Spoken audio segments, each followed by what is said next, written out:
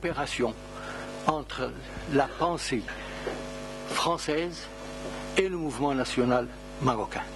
Je parle des libéraux français au Maroc. Nous avons aussi le plaisir de recevoir M. Stuart Sharp, qui a connu aussi Abdelrahim, qu'Abdelrahim a connu depuis l'indépendance, mais même un petit peu avant l'indépendance. C'est un Américain, ça montre que le Maroc, ce que nous voulons montrer, c'est que le Maroc est ouvert à tout le monde, à toutes les nations, bien qu'il soit à l'époque occupé par la France. Il a des amitiés partout. Je voudrais, avant de donner la parole, d'abord à Mme Roseley la présenter. Pour moi, Madame, vous me faites vivre, j'ai feuilleté votre livre assez rapidement, malheureusement, mais j'aurai le temps de le voir. Pour moi, Madame, vous me faites vivre une période fascinante, celle de ma jeunesse et des espoirs de la jeunesse marocaine des années d'après-guerre. Jeunesse symbolisée par le nom de Abdelrahim Bouabid, de Mehdi Ben Baka, etc. À côté de ces noms se détachent des noms non marocains, ce ne sont pas des Marocains, mais combien franco-marocains de cœur, dont j'ai connu personnellement certains qui côtoyaient régulièrement Abdelrahim, dont j'étais, jusqu'à son décès, un collaborateur très proche, qu'une amitié très profonde ne nous a jamais quittés. Je signale en particulier Georges Oved, Maître Butin, Christian Darbord, la marquise de Chaponnet et sa fille Henriane, Jacques Berck, Félix Nataf, Mazella, Sartou et tant d'autres.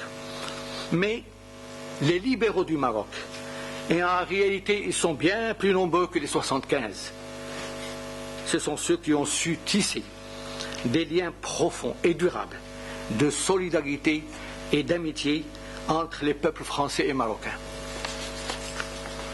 Certes, certains me diront que c'est le passé. Plus d'un demi-siècle s'est en effet écoulé depuis la réalisation de la cause qu'ils ont soutenue avec leurs jeunes camarades marocains. Mais combien ce passé reste d'une brûlante actualité, car ces libéraux, ces hommes courageux, dont les regards sont tournés vers l'avenir et l'espoir, non aveuglés par la haine et la violence, ces libéraux continuent leur action de sauvegarde de l'amitié entre les peuples, du respect de l'être humain, quelle que soit la couleur de sa peau, ou ses croyances religieuses, ou son origine territoriale. Ces libéraux mènent à l'heure actuelle le même combat, cette fois-ci sur les territoires de la France, contre les porteurs et les diffuseurs de la haine raciale, de la violence, de la falsification, mais que la recherche du pouvoir a fini par diviser pour faire éclater leur construction rétrograde qui n'attend que l'occasion pour paraître dans sa vraie nature une construction criminelle. Ce que je peux dire de la lecture de votre livre, Madame Roseley, c'est que les passeurs d'espérance qu'ont été les Français libéraux du Maroc font et feront des héritiers chaque fois qu'une bonne cause se présente pour sauvegarder l'amitié et la fraternité entre les hommes. Je vous donne la parole. Je vous remercie, monsieur Lababi.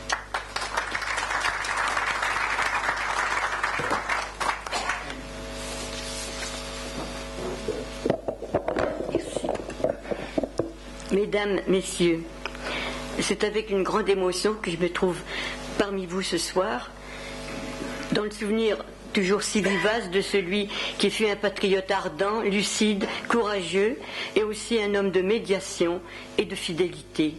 J'ai nommé bien sûr Abderrahim. Et j'ai beaucoup de gratitude aussi, en premier lieu, pour Madame Bouabid et sa famille, qui après un accueil chaleureux m'a invité à cette commémoration. Pour la Fondation, qui a parrainé mon ouvrage. Pour Monsieur Lababi, qui vient de le présenter en des propos si porteurs de sens. Enfin, gratitude pour vous, qui êtes venus participer à cet hommage. Peut-être vous êtes-vous demandé quel lien pouvait exister entre cette commémoration, cet anniversaire d'aujourd'hui, et l'ouvrage en question. Eh bien, c'est qu'il est essentiellement un hommage à ce qui fait l'honneur des hommes, à ce qui les tient debout dans la plus critique des adversités. Ce courage et cette espérance dont témoigne de façon exemplaire Abderrahim Bouabid, et bien sûr, mais aussi, il ne faut pas l'oublier, et j'y pense souvent, à Sidi Mohamed V, resté figure emblématique de la résistance marocaine. Et en choisissant de présenter ce livre en cet anniversaire, la Fondation Bouabid est bien dans la ligne qu'elle s'est fixée de sa fidélité et de son désir de jouer un rôle de promotion culturelle. Un deuxième point que j'aimerais préciser, c'est l'esprit du travail du livre. Ce n'est pas un livre d'érudition. Ce n'est pas une analyse historique ou une analyse sociologique. Vous les trouverez dans d'autres recueils de spécialistes, et je cite en particulier parce que lui aussi a été un libéral, c'est le docteur Delanoë. Bon, il est un résultat, j'oserais dire, d'un mouvement du cœur et de la merveilleuse connivence et convergence des témoignages croisés des libéraux. Ces libéraux si divers dans leurs origines, dans leurs professions, dans leurs orientations philosophiques ou religieuses, et qui se sont retrouvés pour un objectif commun, partageant leur détermination d'œuvrer vraiment pour la justice, la fraternité avec leurs amis marocains, dont certains étaient du reste des amis de collège, des anciens condisciples. Je pense à Redzer, enfin Delanoë aussi. Bon. C'était pour eux un choix lucide, courageux, mais à contre-courant de l'opinion alors dominante de leurs compatriotes au Maroc et en France donc, et qui leur valut en ces temps tellement troublés des représailles. Et ils les ont assumés sans faiblir, marquant vraiment la volonté de sacrifier à l'occasion leur bien-être, leur profession, leurs amis et même leur vie, puisqu'ils ont subi des attentats, pour que revienne un temps de justice et de paix. L'histoire des libéraux pourrait du reste commencer au premier temps du protectorat avec quelques pionniers. J'ai choisi la période la plus décisive, la plus marquante pour situer un peu. Mais évidemment, on peut parler de ces premiers libéraux dispersés du reste au Maroc, et émergent les noms. Monsieur Lavabi en a rappelé quelques-uns, et j'en rappellerai un peu moins, mais tous les autres suivent. Pierre Parent, Redzer, la famille de Chaponnet, et puis Antoine Mazella, bien sûr, le syndicaliste fougueux et déterminé, avec son journal cégétiste, syndicaliste, le petit Marocain CGT, pas l'autre qui a suivi, et du président Éric Labonne, réformateur insolite et combien éphémère, hélas. À ce moment-là, ce sont évidemment des actions épisodiques, isolées, professionnelles quelquefois, en rapport avec la profession souvent, et qui étaient contrées par les ultras du colonialisme, qui étaient figés sur leurs privilèges, dont ils ne voulaient pas évidemment se départir. L'exil de Sa Majesté Sidi Mohamed Ben Youssef fut un révélateur décisif dans la progression des événements. Les libéraux voulurent alors s'élever contre une politique néfaste, ô combien, l'ignominie et le sacrilège qu'ils comprenaient bien. En mai 1954, Henri Sartou et Antoine Mazella, devenus responsables de Maroc Presse, le quotidien devenu grâce à eux libéral, eurent l'idée de prendre l'initiative d'un ardent appel au président de la République pour un changement de politique au Maroc, évoquant justement la nécessité d'avoir des mesures d'apaisement pour parer à cette montée de la violence, cette spirale de la violence qui était générée par la situation de crise que traversait le Maroc.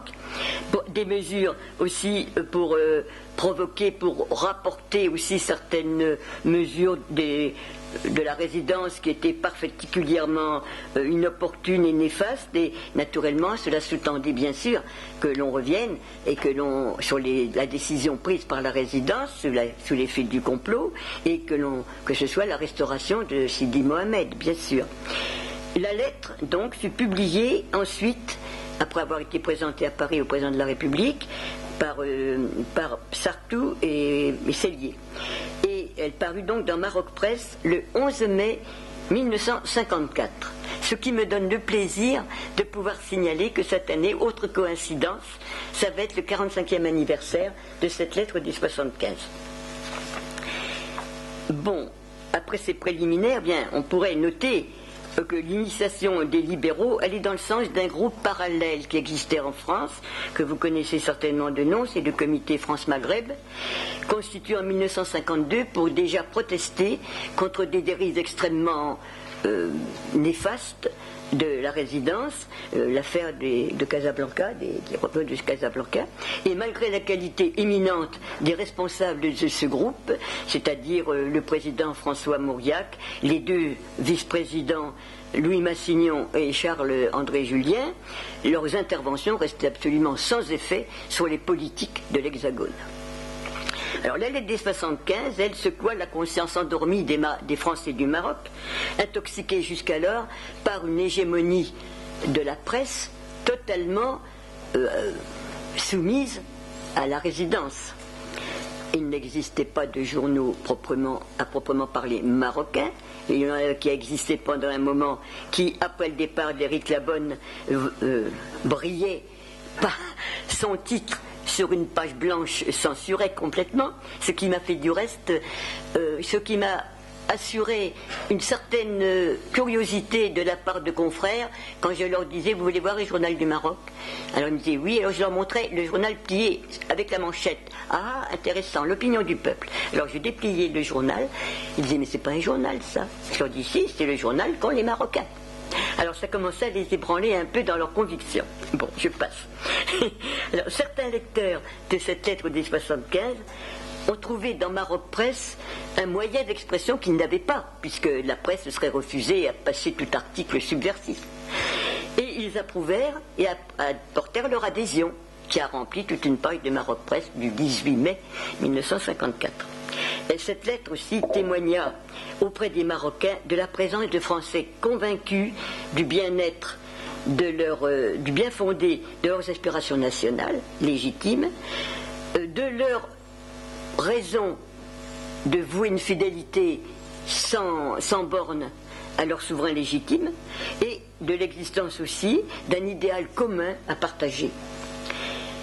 Elle souda aussi des amitiés fortes et durables nouées dans ce combat commun, bien qu'il ait été mené bien sûr de façon différente, et durable. Et là, il y a un témoignage extrêmement remarquable et extrêmement touchant du docteur Araki, qui a beaucoup de lettres, beaucoup d'échanges avec les libéraux, et même des lettres, des copies, enfin d'échanges de lettres, et c'est très très beau à voir que cette amitié, qui a été pour certains des amitiés de collège, des amitiés pendant la résistance, a duré et dure encore, avec des lettres, moi, qui m'ont émerveillé et beaucoup touché quand je recevais des témoignages, de voir avec quelle ferveur ils parlaient de leur amitié.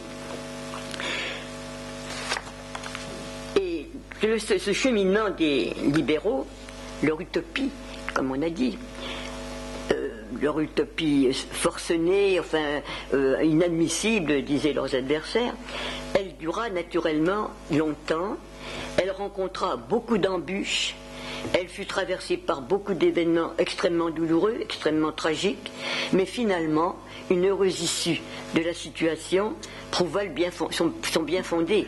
Et c'était la joie des libéraux de penser qu'ils avaient gagné quand même un pari, un défi extrêmement risqué et à grand risque pour eux.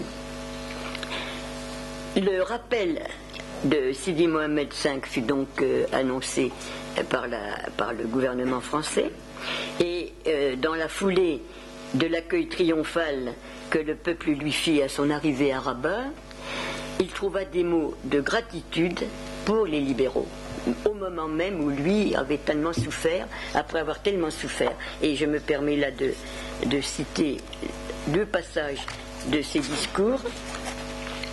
Nous avons constaté avec satisfaction l'esprit de compréhension dont la plupart des Français ont fait preuve à l'égard des aspirations de notre peuple à la liberté et à l'indépendance. Nous saisissons cette occasion pour exprimer notre gratitude alors, après tout ce qu'il avait passé, ce que le peuple avait souffert, à tous ceux qui nous ont manifesté leur sympathie et leur solidarité. Et à la fête du trône qui a suivi, c'est-à-dire le 18 novembre 1955, Le 29 novembre, il recevait les libéraux. C'est ce passage-là que je viens de vous lire qui était dans le discours du trône. Et le 29 novembre, le souverain réunissait les groupes de libéraux et leur disait « Je suis très heureux de vous recevoir. Vous avez été les premiers à pousser le cri d'alarme par votre lettre des 75 que vous aviez adressée au président de la République. Vous avez défendu la cause franco-marocaine et en défendant le Maroc, vous avez défendu les intérêts de la France. J'ai suivi votre action depuis Madagascar. Je savais qu'elle annonçait un renversement de l'opinion publique française. Vous étiez 75. J'espère que vous engloberez maintenant l'ensemble des Français du Maroc. » Évidemment, ce sont des paroles magnifiques quand on pense surtout dans les circonstances suivantes, si près de son retour, et où il aurait pu être tourné tout à fait, tout de suite vers son peuple et puis vers ce qu'il récupérait, et penser justement à remercier qui avaient fait tout ce qu'ils avaient pu, mais que c'est quand même une part minime à côté de la part des Marocains. Et le souverain invita, et j'ai oublié, c'est que quelqu'un se joignit à cet hommage, c'est Abderrahim Bouabid, qui plus tard, mais il l'avait dit avant, et moi je l'avais entendu dire avant, mais il l'a repris dans la préface au livre de Félix Nataf, chez Plon, dont le groupe des sociologues marocains aussi a repris dans le colloque, dans la recension d'un colloque pour les économistes. Et voilà ce qu'écrivait Abderrahim Bouabid dans la préface. Il est heureux de constater que dans l'histoire des rapports du Maroc et de la France, la fin du protectorat a été proclamée avec la participation active des libéraux français. Ces Français aux origines et aux motivations diverses ont su, avec un courage exemplaire, accepter d'assumer tous les risques que comportait leur action. Les Marocains ne l'oublieront pas. Alors, écrit, prononcé et senti par Abderrahim Bouabid après ces 2 emprisonnements qui nous ont tellement inquiétés, après ce risque qu'il a couru de passer devant un tribunal militaire qui l'aurait vraisemblablement condamné et qu'on savait bien, ses amis savaient bien, et son avocat en particulier, Maître Darroux qui était si admirable, savait bien qu'il n'y avait pas de recours et que l'exécution était exécutoire une demi-heure après. Moi je dis que des paroles comme ça montre une magnanimité extraordinaire. Et c'est très beau de pouvoir conserver trace de ces paroles. Et donc le souverain, après, invita les libéraux à œuvrer dans la structuration du jeune Maroc indépendant.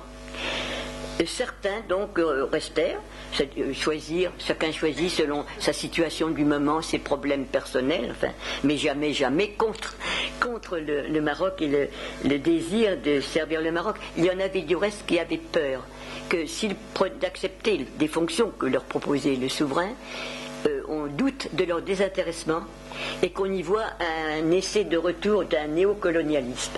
Et là, eux aussi, ont montré un très beau désintéressement.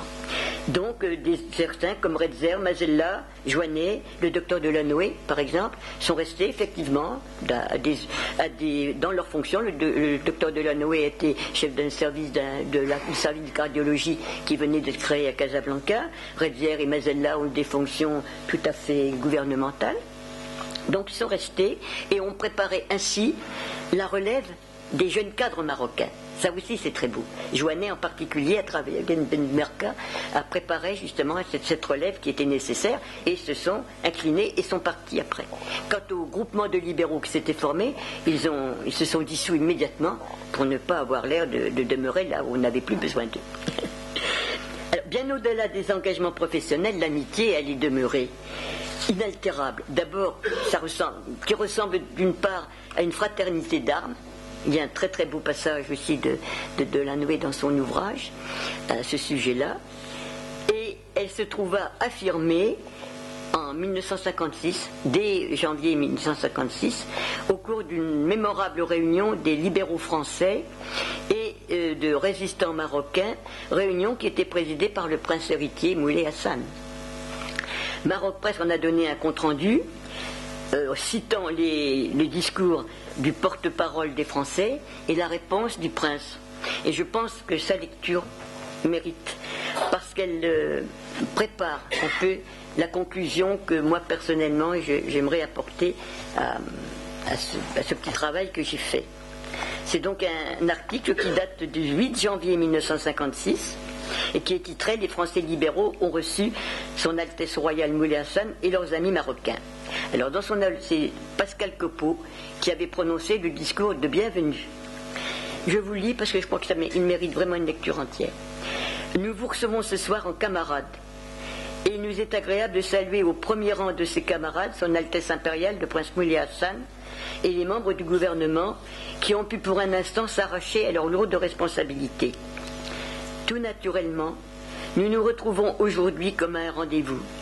Ce rendez-vous que nous nous étions fixés, voici déjà longtemps, alors que s'ouvrait devant nous un dur chemin de douleur.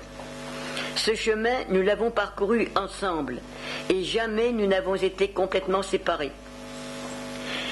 Les responsables des cruelles épreuves infligées au peuple marocain sont, nous le savons bien, d'abord des Français et aussi des Marocains. Les uns et les autres, nous les connaissons et nous n'avons pas, quant à nous, l'intention de les oublier. Mais il est vrai aussi que la France, que tous ici nous aimons, n'a jamais cessé, en quelque manière, et si peu que ce fût, d'être présente aux côtés des hommes et des femmes de ce pays qui luttaient pour la dignité, pour la justice, pour la liberté et pour l'indépendance. Nombreux sont nos amis marocains qui, dans la générosité de leur cœur, tiennent à exprimer hautement leur reconnaissance à l'égard des Français libéraux du Maroc. En vérité, notre mérite n'est pas grand.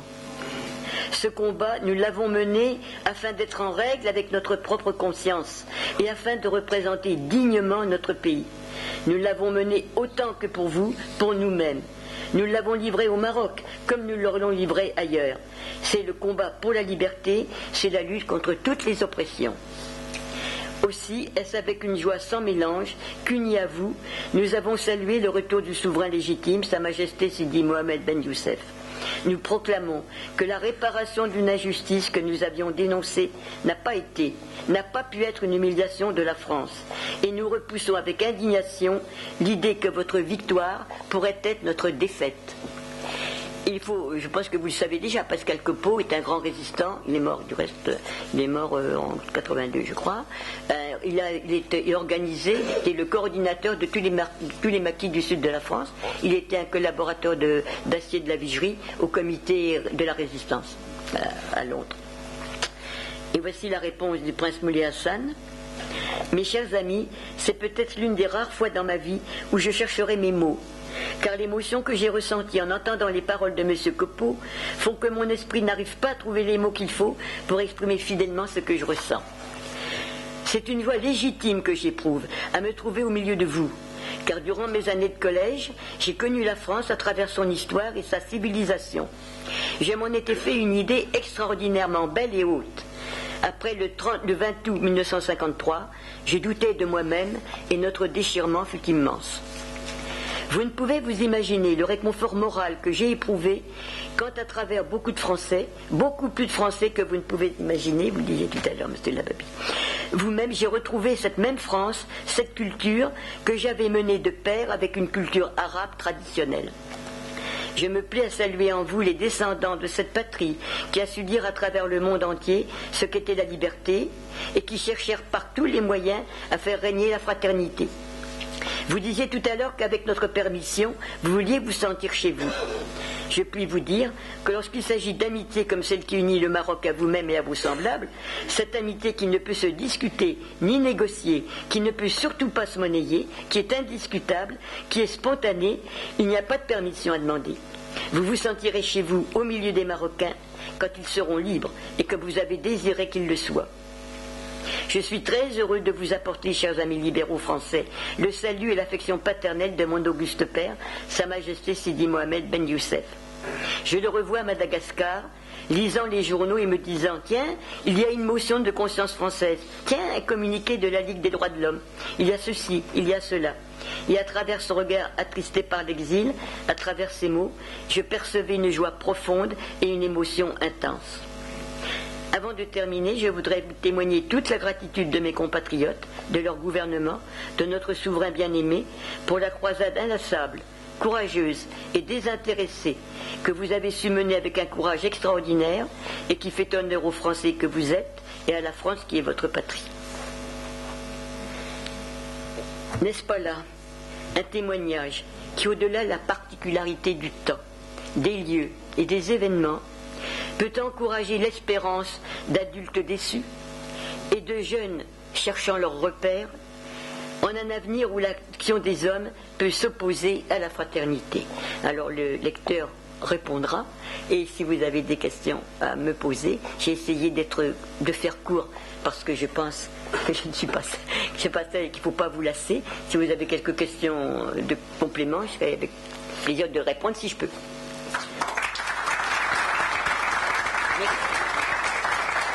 Merci.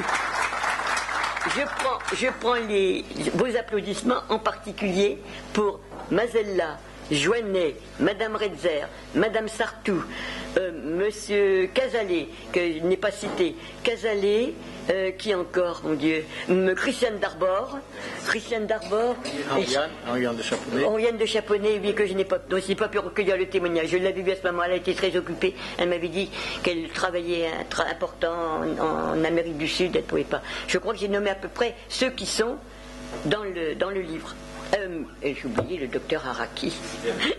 Mon Dieu, c'est vrai, qui aurait été là ce soir, mais il est souffrant, et je crois qu'il était chez son fils à Casablanca, il n'a pas pu remonter. Merci bien, Madame Roselet. Je crois qu'il y a beaucoup de gens qui veulent, parler, évidemment, mais demander des précisions, mais je crois parler après. Voilà. Après, il y a des regroupés, mais pas après. Bien, je vais donner la parole à notre ami Stuart Char, qui, comme vous le savez, est historien, et il va nous parler du Maroc d'après l'indépendance, mais il va essentiellement donner quelques témoignages précis de ses contacts avec les Marocains depuis 1956. Monsieur Charles, vous avez la parole. Merci beaucoup. Moi aussi, je suis très content d'être ici parmi cette audience très distinguée. C'est difficile à parler au sujet d'Abderrahim Bouhabid avec tout le monde qui le connaît assez proche, plus que moi. Mais peut-être j'ai une autre optique. Et avec cette optique, peut-être c'est toujours bien de donner une autre vision, comme si je suis un Martien qui est venu au Maroc et je vois des choses peu différentes que les autres. J'ai rencontré Ali Bouhabid il y a 6 mois et c'était un peu comme si j'ai rencontré le père. Parce que quand j'ai parlé avec Abderrahim Bouhabid, je le poussais. Toujours, je le poussais. Et il est devenu très chaud. Il est presque tombé de son chaise 1000 fois. Dans cette chambre ici, mais c'est tout à fait différent maintenant parce que c'est bien arrangé, moderne. Je suis venu au Maroc pour la première fois en septembre 1960. J'étais assez jeune. En fait, quand j'ai rencontré Alain El-Faizi pour la première fois, il me regardait comme ça. Il m'avait dit, qu'est-ce que vous faites ici? Vous êtes très jeune. Et j'ai répondu, يعلم أنا صغير باش عندي عقل. Avec ça, il a commencé à rigoler et il est devenu mon père, en quelque sorte. Je ne suis pas tout à fait d'accord avec lui pendant les discussions, mais quand même, c'était bien. J'ai rencontré Si Abderrahim pour la première fois le 15 septembre 1960. Et je l'ai vu maintes fois, chaque fois que je suis venu au Maroc, c'était assez souvent. Maintenant, j'habite à Tunis, dans un appartement près de l'université. L'ambiance est tout à fait différente d'ici. Je ne sais pas si je peux donner une conférence comme ça là-bas. C'est plus difficile. C'est la raison, j'étais très content de venir ici. C'est difficile. Avant que je suis venu au Maroc pour la première fois, j'ai rencontré Mehdi Benbaka à Paris. J'étais étudiant avancé à Princeton, aux États-Unis, et je viens de terminer un papier. Pour un cours, c'était un peu fou, ce papier, mais quand même, je l'ai donné à Mehdi. Il l'a lu. Et il était choqué. Parce que dans ce papier, j'ai cité Mehdi en Chine. Il a donné beaucoup de discours quand il était en Chine avant 60. Et il voulait bien savoir comment je l'ai trouvé. Parce qu'il a pensé que tout ce qu'il a dit en Chine était pour les Chinois. Et pas pour le monde. Et le choc était tellement grand quand je l'avais dit, mais monsieur Ben Barka, les Américains sont en train de chercher partout dans le monde pour tous les discours qui passent. Et votre discours était mis dans les papiers des discours de la Chine, qui est ouvert à tout le public américain. Et moi, je suis allé dans la bibliothèque à Princeton et je l'ai trouvé. Avec ça, je suis devenu ami de Mehdi Ben Barka. Il m'avait donné une introduction à tous les cadres de UNFP à ce moment-là au Maroc. Avec cette lettre, je suis allé pour voir si Abderrahim Bouhabid. Les choses que je veux faire, c'est de lire de mes notes de ces moments-là. Un garçon de 26 ans qui était un débutant ici, mais quand je le lis maintenant, ça va, il y a des choses dedans.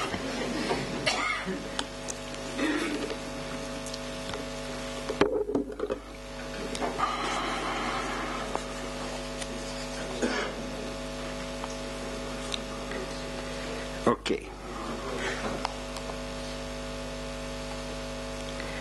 J'ai pris un taxi de cette maison.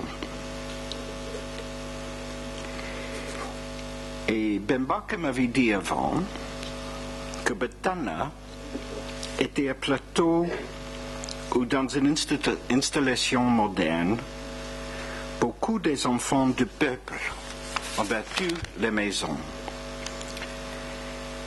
Ils sont admirés par la masse populaire comme un exemple de ses expectations pour ses propres enfants.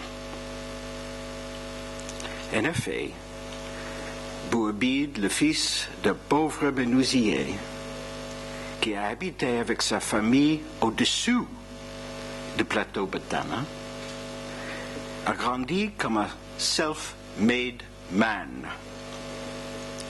devenant un homme d'État marocain très important. Le chauffeur de taxi m'avait demandé si je voudrais aller au Dar lui aussi.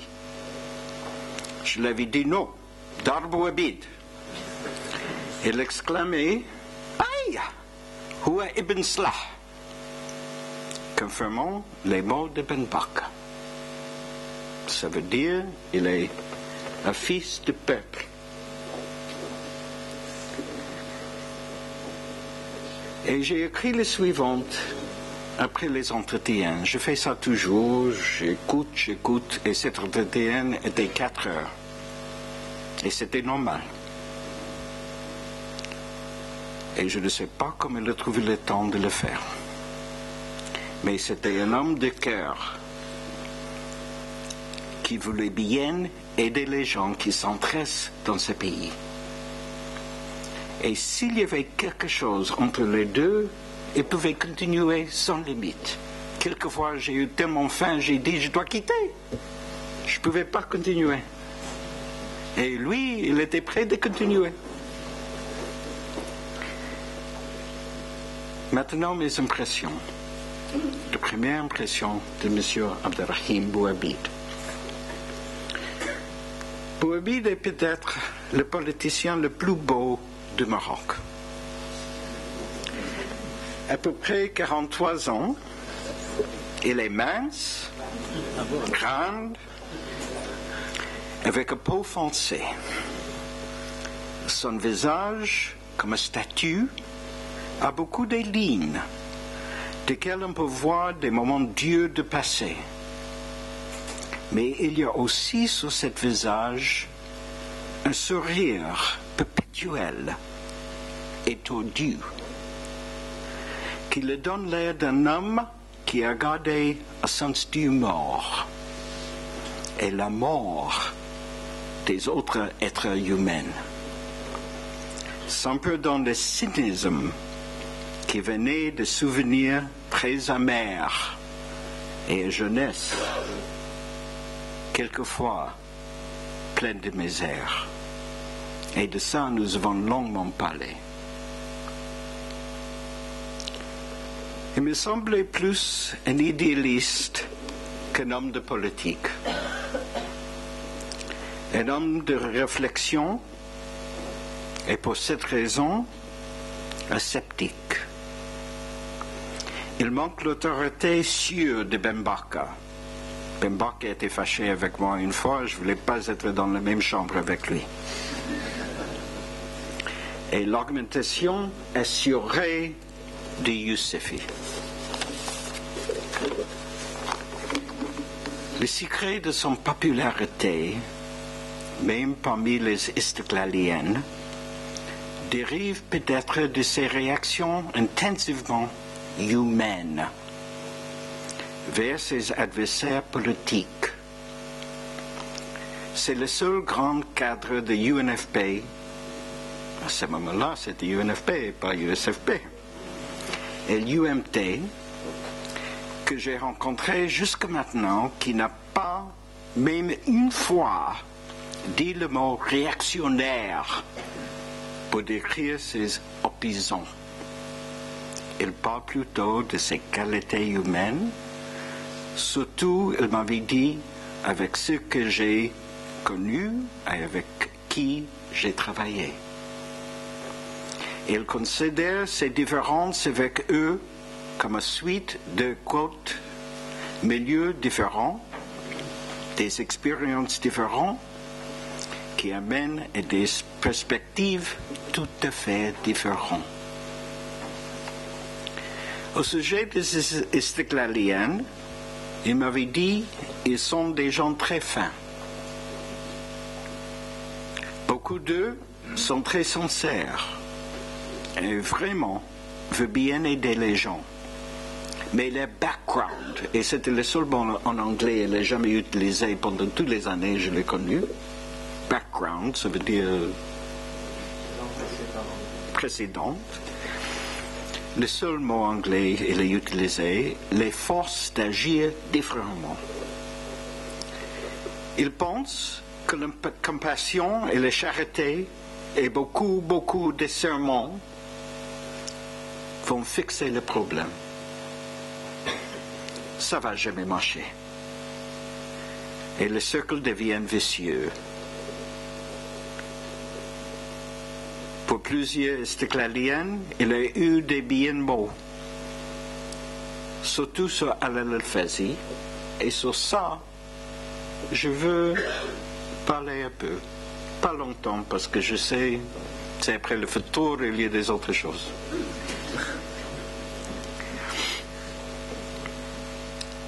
Il m'avait demandé si j'ai rencontré Alal El-Fazi.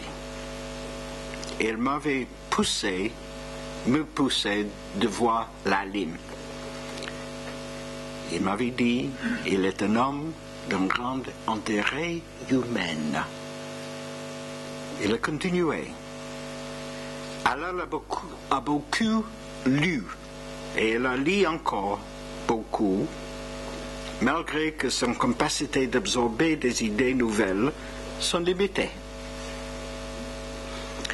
Dans beaucoup de sens, Bouhabid a continué, il est le meilleur représentatif des anciennes Istiklaliennes ici au Maroc, qui étaient formées à l'aube du développement du nationalisme marocain. C'étaient les hommes qui sont grandis sous la littérature islamique et la traduction des ouvrages européens en arabe. Et il m'avait dit, Bouabid, il faut se souvenir que les ouvrages de l'Ouest sont transformés quand on les traduit en arabe. Cette éducation les ont attachés au passé et aussi les introduisait à l'organisation moderne et des concepts de l'Ouest. La tradition familiale d'Halal, il a continué, et la couche feudale et aristocratique, lequel a produit les ulémas, les qadis et les administrateurs de Marsin, a qualifié Halal admirablement pour une carrière comme prédicteur de nationalisme, surtout nationalisme islamique, dans le sens qu'il a incarné la force et la faiblesse de son classe et le groupement des gens des milieux, de son milieu. Il était destiné à devenir le leader le plus important.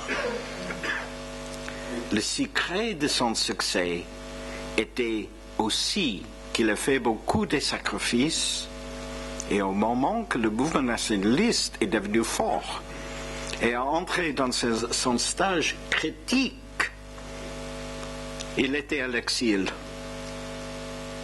Et pour ça, une sorte de mystère et complexe de matière est développé autour de lui. Cet héros, avec le roi Mohamed al-Khamis, sont devenus les points de ralliement pour les nationalistes ici au Maroc. On n'est jamais sûr de les idées profondes d'Halal. Mais avec ses contradictions, par ses luttes avec ses adversaires, il a eu la capacité d'absorber les idées de ses opposants. À le commencement du mouvement nationaliste, Halal Belafrage aussi étaient plutôt des prédicateurs. Ils n'ont jamais imaginé qu'ils peuvent réaliser l'indépendance du Maroc. Ils voyaient ces rôles comme des prêcheurs qui vont réveiller le peuple et les portent les bons mots. Mais l'histoire est allée trop vite. L'industrialisation, la formation des nouvelles agglomérations ont facilité les communications. Tout est arrivé si vite.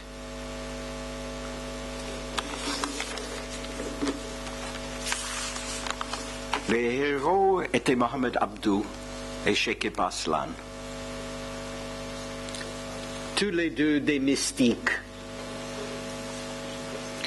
À un moment donné, moi aussi, j'ai pensé qu'Aslan était un grand héros, un homme cultivé.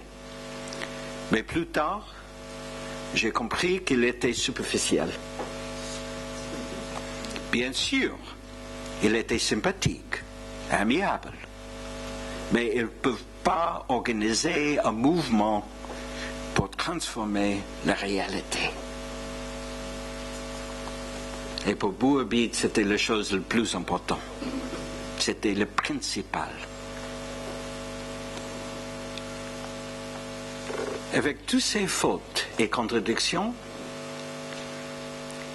et je continue avec Bouabid sur Halal, parce que je pense qu'il a un cœur pour ses opposants, pour les adversaires, et il veut bien les comprendre parce qu'il a cru qu'il faut travailler avec eux, malgré tout.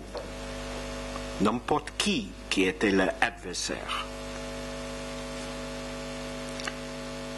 Allal peut s'adapter aux situations nouvelles.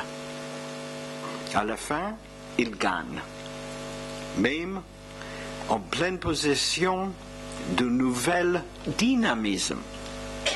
C'est la raison, en 1951, il m'avait dit, au moment de la crise franco-marocaine, de quoi vous parlez, madame, que Bembaka et moi souhaitaient qu'Allal était avec nous. Nous avons dit à ce moment-là, si seulement Allal était parmi nous, il est un fou qui est capable d'animer les militants. Il a un esprit de fanatique. Il est capable de tout assimiler. Mais ils ne vont pas toujours les différences entre noir et blanc. Il lit beaucoup et il a la capacité énorme pour les détails et le travail. Il veut parler de tous les sujets. Et il se voit comme un homme universel. Et même quand on sait que tout qu'il dit n'est pas la vérité, c'est bien clair qu'il est plongé dans tout. Je voudrais terminer avec une quotation que j'ai trouvée quand j'ai commencé de lire toutes mes notes. Et je voudrais dire que j'ai promis à donner toutes mes notes à cette fondation.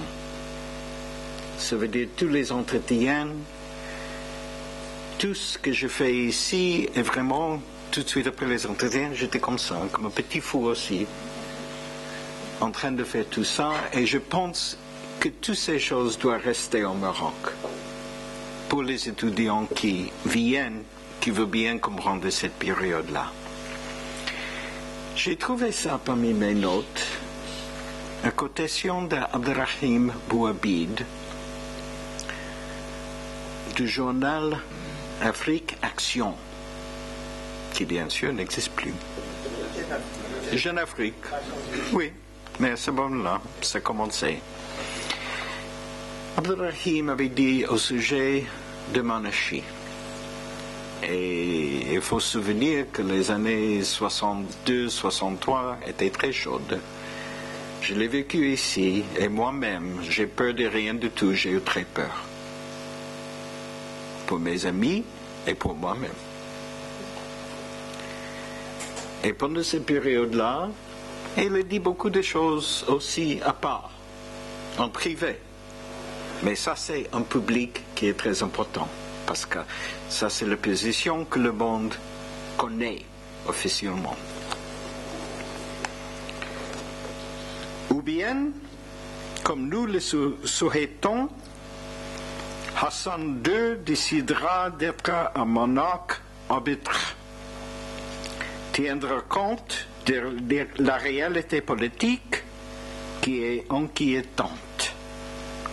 S'il comprend que sa personne n'est pas en cause et que seul nous préoccupe l'avenir du pays, nous sommes tous prêts à collaborer avec lui. Car encore une fois, nous ne sommes pas des anti-monarchistes de principe. Les monarchies préoccupées de continuité doivent se résigner à accepter la règle du jeu du système démocratique. Dans ces cas, il y aura alors une nouvelle chance de redémarrage pour le Maroc. Merci beaucoup.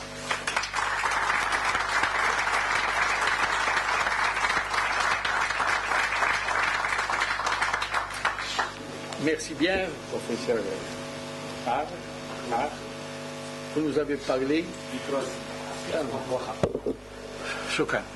Vous nous avez parlé du Maroc, donc au début de l'indépendance, d'après l'indépendance.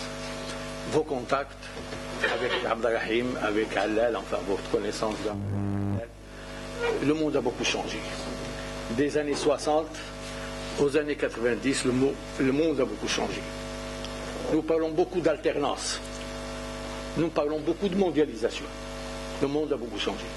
Mais ce que je vais vous dire pour compléter votre intervention, pour compléter votre pensée, que si le monde a beaucoup changé, Abdelrahim, sa pensée, son action est de toute actualité. L'actualité de la pensée et de l'action d'Abdelrahim Bouhabid n'est pas seulement dans le domaine économique, mais aussi culturel. L'actualité, elle est dominée, vous connaissez parler de l'Internet, de communication, je ne développe pas. Cette actualité est dominée par, chez nous, ce qu'on appelle l'alternance. Dans le monde, ce qu'on appelle la mondialisation. Ce sont des références unanimement proclamées et claironnées, particulièrement depuis le début des années 90, c'est-à-dire et des années 97, 18, c'est-à-dire depuis qu'Abdelrahim nous a quittés. Alors, n'est-ce pas une gageure, j'irais même dire, j'irais plus loin, n'est-ce pas une effronterie de parler aujourd'hui de l'actualité, de la pensée et de l'action d'Abdelrahim, qui évidemment date d'avant les années 90. À vous de juger, après ce que je vous dirai, de certaines positions fondamentales prises par Abdelrahim au début des années 80. On se rappelle que le 28 mai 1981, le gouvernement d'alors avait relevé d'une façon considérable, allant jusqu'à 70%, les prix de l'ensemble des 5 denrées de consommation de base des masses populaires: le sucre, les huiles alimentaires, le beurre, le lait, les céréales, la farine. C'était une atteinte très grave au faible pouvoir d'achat des masses populaires. L'application de ces mesures était susceptible de porter, ce que la Banque mondiale estimait, de porter les 7 millions de pauvres absolus marocains de la fin de la décennie 70 à plus de la moitié de la population marocaine, donnant du Maroc l'image d'un Maroc de pauvres absolus à la fin du XXe siècle. Ceci, vous pouvez le consulter dans une note à l'époque que m'avait demandé Abdelrahim d'écrire, qui avait été restée inédite jusqu'en 1982 et qui est parue dans mon livre Positions et propositions à la fin du jour, pages 139 à 149. C'est sur les injonctions du Fonds monétaire international qui réclamait la suppression de la caisse de compensation au nom de ce qu'il appelait la vérité des prix, que le gouvernement marocain avait pris ces mesures de ruine et de misère. À l'époque, le Fonds monétaire international régnait en maître absolu, auquel il fallait soit obéir, soit être étouffé financièrement, du moins, c'était l'expression de sa politique. L'Union socialiste des forces populaires avait alors exigé l'annulation de toutes ces mesures, dans un communiqué publié au nom du bureau politique. Le gouvernement ne recula qu'à moitié, il annula la moitié de ces mesures. Tellement la pression, il y a eu des manifestations monstres, tellement la pression du Fonds monétaire international était forte. Le Fonds monétaire international, il faut le savoir, était à l'époque à son apogée. Il n'avait pas encore connu la débâcle de l'année 97-98 en plein déploiement de la mondialisation ultralibérale. Après l'intermédiaire du Missour, Sa Majesté le Roi demande à Abdelrahim la participation de l'USFP au gouvernement.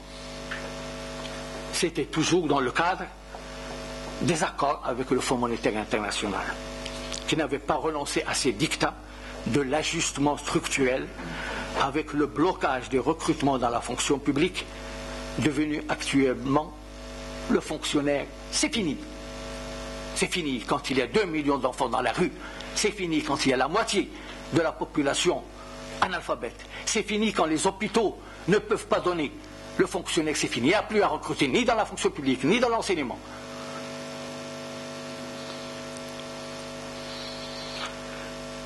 Le Fonds monétaire international réclamait les coupes sombres dans la caisse de compensation.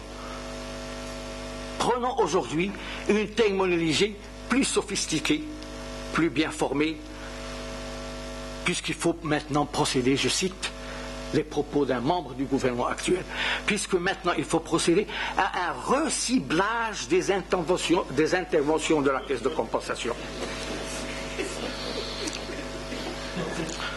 Abdelrahim, lorsqu'il a été consulté par Sa Majesté, m'a demandé mon avis.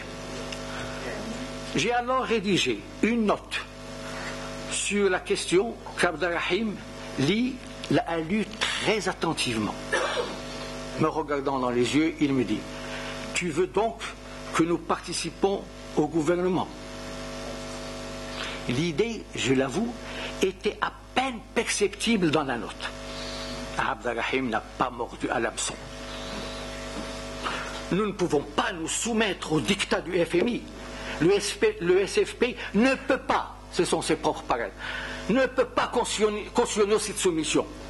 Abdelrahim, si nous sommes dedans dans le gouvernement, je lui réponds: Abdelrahim, si nous sommes dedans, nous pouvons peut-être atténuer les choses et même peut-être arriver à négocier ces accords, à renégocier ces accords avec le FMI. À qui tu crois? À qui tu crois avoir affaire? Non, impossible de cautionner une politique qui ne peut qu'accentuer la dégradation du pays. Voilà sa réponse.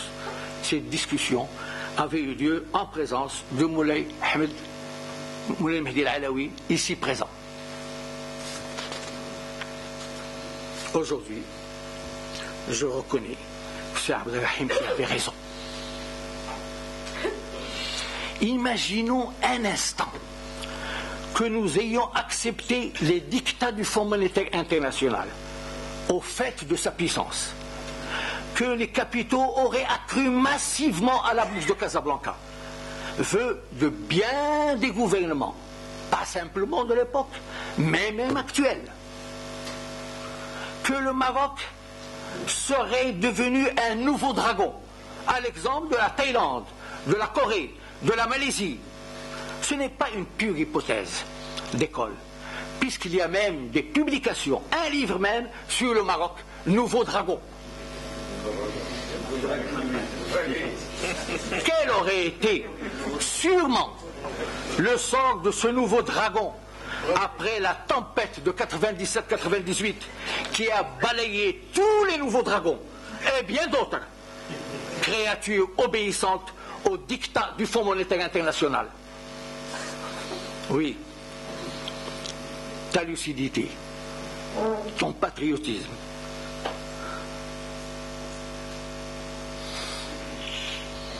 t'ont donné une leçon plus vaste, englobant non seulement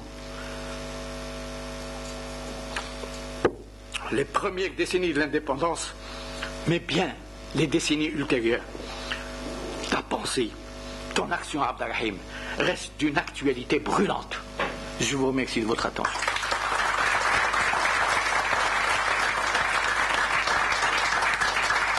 Alors, si vous voulez bien, nous ouvrons la discussion pour ceux qui veulent des informations complémentaires sur les libéraux du Maroc, dont nous gardons le souvenir, nous garderons toujours le souvenir. Madame Rosley est là pour répondre, pour vous donner plus de précision. Le professeur Chartres veut aussi, si vous voulez, qu'il précise encore ce qu'il pense de Hallel et d'Abdelrahim. Il a déjà dit pas mal de choses, mais ça serait intéressant. Pour moi, si vous voulez, je complète ce que je dis.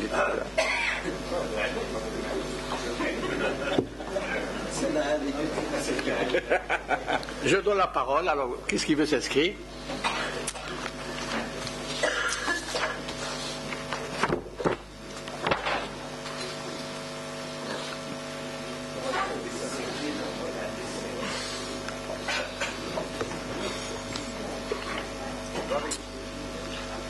c'est Mohamed.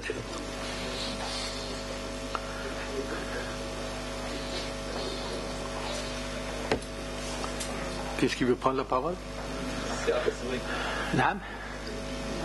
Ça? Non. Alors, c'est Mohamed. Merci. Moi, je voudrais, non pas poser une question, mais je voudrais juste apporter un témoignage. Je n'ai pas eu l'occasion de le faire. Oh, témoignage, c'est peut-être trop. Un mot, une demi-phrase. Je voudrais me mémorer la réponse que Abdelrahim a faite à Jeune Afrique le jour d'une grande interview avec Abdelrahim en couverture. La dernière question était: Abdelrahim, êtes-vous royaliste? Il a dit oui, tant qu'il y a un roi. Et de deux, après l'intermède de Missour, il n'est pas resté trop longtemps à la maison, il est venu à Paris. Et nous lui avons organisé une rencontre avec les militants à Paris. Il a fait une grande conférence du point. Il a fait le point du Maroc. Et à la fin, il a dit, vous savez, nous sommes des paysans, finalement. Nous sommes toujours en train de scruter le ciel, à la recherche d'un cumulus pour pouvoir labourer. Merci.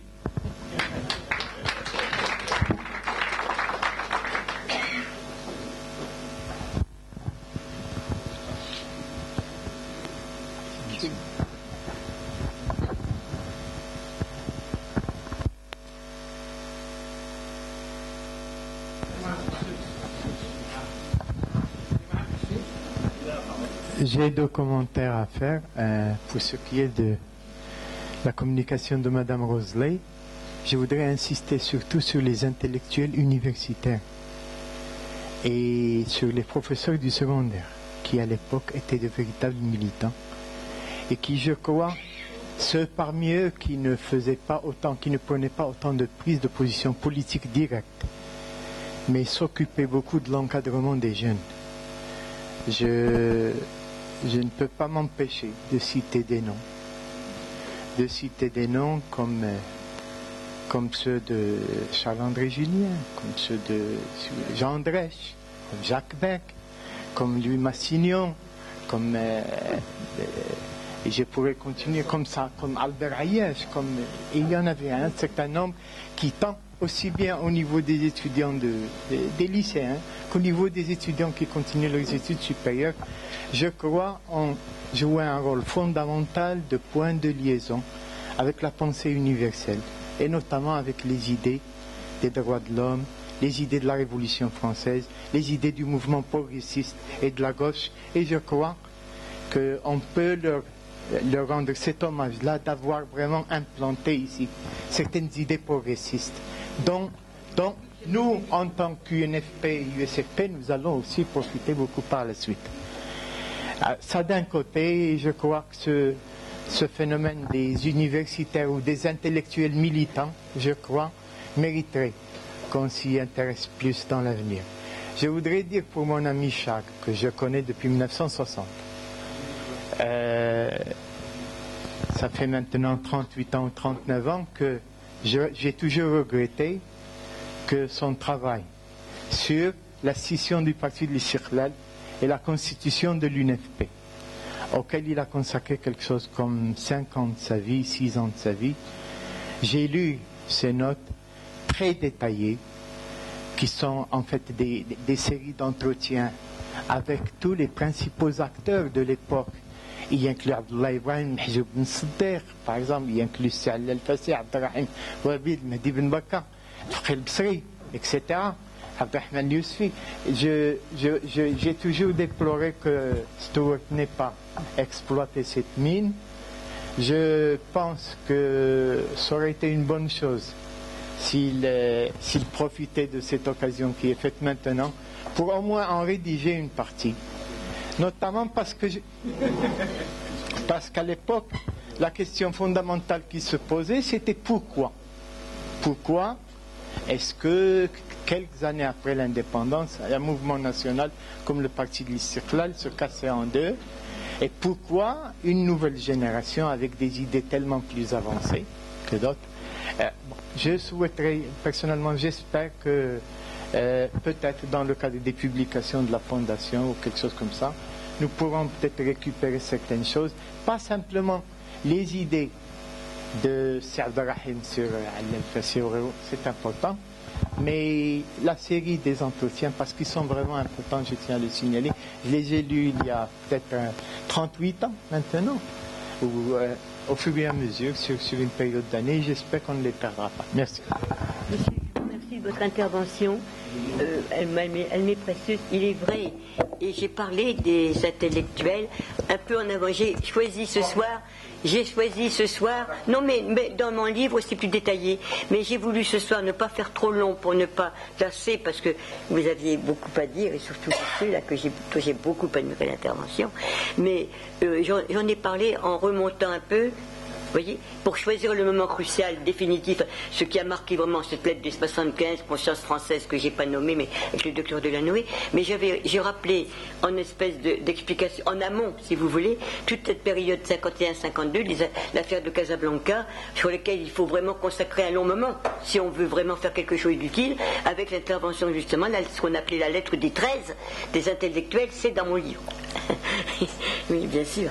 Mais je vous dis, je ne voulais pas trop, puis il faut nommer aussi beaucoup. Il faudrait nommer Barra, il faudrait nommer Corval, enfin il y en a tout de même beaucoup à nommer aussi. Mais je vous dis, ils ne sont pas oubliés, c'est pas un oubli, c'est pas une négligence. Excusez-moi, monsieur. C'est pas une négligence, c'est seulement ce soir le souci de ne pas vous lasser par des énumérations trop longues. Merci bien. Monsieur, à votre ami Gessous. Non, je vais écrire un article je vais écrire un article pour la Fondation au sujet de la dernière période depuis l'indépendance, et j'espère qu'Ali Bouhabib peut bien le publier. Et en utilisant tous mes archives que j'en ai, qui maintenant, je sais, sont très riches. Ça veut dire que je suis en train de relire tout ça et c'est pas mal. Ça m'intéresse beaucoup. Je dois terminer un livre sur la Tunisie dans les années 20 avant que je vraiment commence ça, parce que je suis en train de faire ça maintenant.